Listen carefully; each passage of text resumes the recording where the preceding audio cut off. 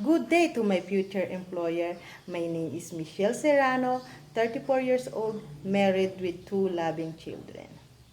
I'm a high school graduate from Tabacao National High School. I will consider myself as a flexible, trustworthy, and hardworking woman. I have work experience as a babysitter in my home country, Philippines, way back 2008 to 2012. I served them 5 person, 2 couple, 2 kids, and 1 elderly. My main responsibility is I take care of kids 7 years old and 2 years old. I preparing food for them, breakfast, lunch, and dinner.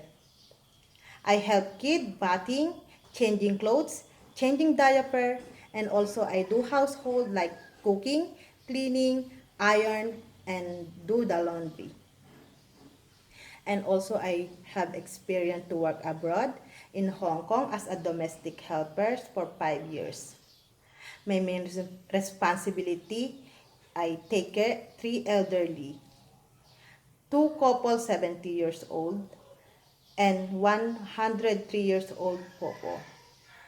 My main responsibility is I take care popo. I help them to take medicines every day. I help popo to bathing, feeding, changing clothes, and I do household chores like cooking, cleaning, marketing, and doing the laundry.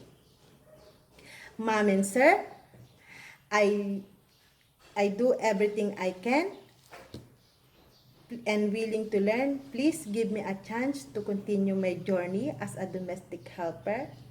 Thank you and God bless.